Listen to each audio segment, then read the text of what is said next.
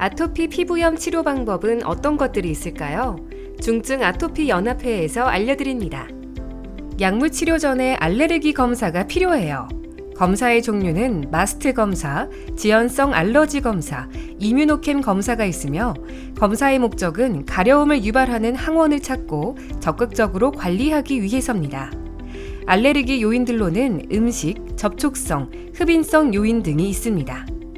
대한 아토피 피부염 학회에서 발표한 아토피 피부염 치료 가이드라인이 있어요. 아토피 피부염은 환자의 병력, 피부염의 범위, 심한 정도 등을 감안해 점진적인 치료가 필요합니다. 치료는 기본 치료와 적극 치료로 나눌 수 있습니다. 기본 치료는 보습제 도포, 아쿠아인자 회피, 환자 교육 등을 시행합니다. 기본 치료 외에 다양한 치료제를 활용하는 적극적인 치료가 있습니다. 증상이 지속되거나 자주 재발하는 것을 방지하기 위한 유지 치료도 필요합니다. 경증 아토피 피부염 치료는 건조한 피부를 충분히 보습하는 것이 가장 중요하고 기본 치료입니다. 경증의 아토피 피부염에는 국소 스테로이드제, 국소 면역 조절제, 항히스타민제 등을 사용한 치료를 기본으로 합니다. 항히스타민제는 히스타민이라는 물질의 작용을 억제하는 약물로 가려움을 억제하기 위해 쓰이지만 효과가 크지는 않은 것으로 알려져 있습니다. 국소 스테로이드제는 등급에 맞게 사용하고 강도에 따라 1등급에서 7등급으로 나눕니다. 부작용이 있으나 올바른 용법으로 사용할 경우 대체로 안전합니다. 국소 면역 조절제는 중간 강도의 국소 스테로이드제와 비슷한 효과가 있습니다. 국소 스테로이드제 대비 부작용이 적습니다. 알러지 항원 관리를 하고 적극적으로 연고제를 쓰고 경구약을 복용했음에도 관리가 되지 않는 아토피 피부염이 중등증에서 중증의 아토피 피부염입니다. 이지 점수 16점 이상으로 정의되는 중등도 이상의 환자에게는 전신 치료를 고려해 볼 수 있습니다.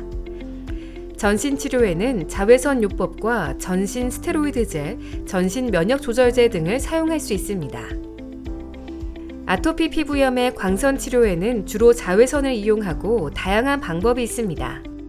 광선 치료는 일부 환자에서 증상을 개선해 주기도 하지만 효과를 보지 못하는 경우가 많고 부작용도 있을 수 있어 보통 약물 치료의 보조적인 수단으로 활용합니다. 전신 스테로이드제는 빠른 호전을 보이지만 줄이거나 끊을 경우 증상이 급격하게 악화될 수 있습니다. 장기간 사용 시 부작용 위험을 높이므로 꼭 필요한 경우에 단기간 사용합니다. 전신 면역 조절제는 사이클로스포린, 아자티오프린, 메토트렉세이트 등이 있습니다. 고용량 요법으로 시작해 환자의 반응에 따라 조금씩 감량합니다. 연속적으로 사용할 때는 2년 이내로 사용합니다. 최근에는 중등도 이상으로 증상이 심한 환자를 위한 생물학적 제제, 작억제제 등도 개발되어 사용해 볼 수 있습니다. 생물학적 제제와 작억제제는 아토피 피부염의 징후와 증상을 유발하는 특정 염증 유발 물질을 표적으로 억제하는 표적 치료제로 기존 치료 방법들 대비 부작용은 적으면서 더 나은 치료 효과를 기대할 수 있습니다. 새로운 치료제들이 개발되면서 중등도 이상으로 심한 아토피 피부염을 좀 더 효과적으로 치료할 수 있게 됐습니다. 아토피 피부염은 면역 질환으로 조기에 치료할수록 경과가 좋기 때문에 가능한 조기에 전문의와 상의해 자기의 상태에 가장 맞는 치료 방법을 선택하고 적극적으로 치료하는 것이 필요합니다.